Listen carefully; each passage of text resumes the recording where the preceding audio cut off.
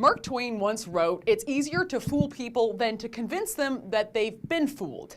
And when it comes to Islam, we're getting pranked. So this Christmas season, online retail giant Amazon was running this ad. It portrays a Muslim imam and a Christian priest meeting for a cup of tea and exchanging holiday gifts. It's a utopian vision of what could be. Oh, if only Islamophobia and I don't know, the whole host of isms just didn't exist.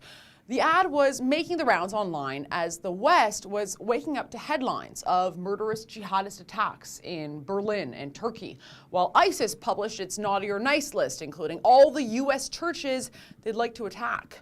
But here's the thing, when faced with the harsh reality of their new normal, the moral relativists of the snowflake generation, overexposed to a mythical portrayal of Islam akin to that Amazon ad, well, they can't help themselves from crying, but the Crusades. Literally, the exact same week that the Christmas markets were being shut down across Germany and others were being barricaded as far as Canada, as Europe was reaching peak enrichment with heavily armed guards surrounding nativity scenes across the continent, ignoramuses rushed to Twitter with the "he without sin cast the first stone" diatribe.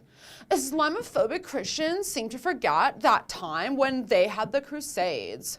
You can't blame a whole religion over the actions of a few, or Christians will have to own up to all the death calls during the Crusades. Funny how when the Christians are killed, it's terrorism, yet when Christians wiped entire races from the earth, it was called the Crusades. Okay, first of all, Islam is not a race. Second, look, I know schools have stopped teaching history in an even remotely objective manner, but here's a fun fact. The Crusades happened because of Islam, because Islam is not a religion of peace. The first crusade began in 1095, but it wasn't because Christians were looking to pick a fight with their neighbors and baptize the whole face of the planet. The first crusade was called only after 4 centuries of Muslim aggression. The first crusade was called 460 years after the first Christian city was overrun by Muslim armies. 457 years after Jerusalem was conquered by Muslims. 453 years after Egypt was taken. 443 years after Italy was plundered, 427 years after Muslims first laid siege to the Christian capital of Constantinople, 380 years after Muslims conquered Spain, 363 years after France was first attacked, and 249 years after the capital of Christendom, Rome itself, was sacked by a Muslim army. The First Crusade only came after centuries of church burnings, murder, enslavement, and forced conversions of Christians, all at the hands of Islam.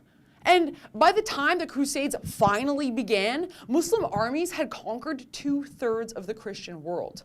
Look, if you want to keep living in your fantasy land where all religions are equal or where Islam is the victim, go ahead. But just so you know, history is repeating itself. Our nations are being invaded by millions of Muslim men of fighting age. This is a holy war, one that Islam started, indeed, one that Islam views as never having stopped in the first place.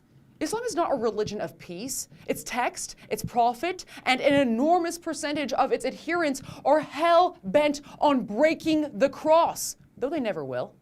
There are 109 verses in the Quran that call Muslims to war with non-believers for the sake of Islamic rule. Some are quite graphic, with commands to chop off the heads and fingers and kill infidels. Their holy book also says that Muslims who do not join the fight are, quote, hypocrites, and are warned that Allah will send those people to hell if they don't join the slaughter.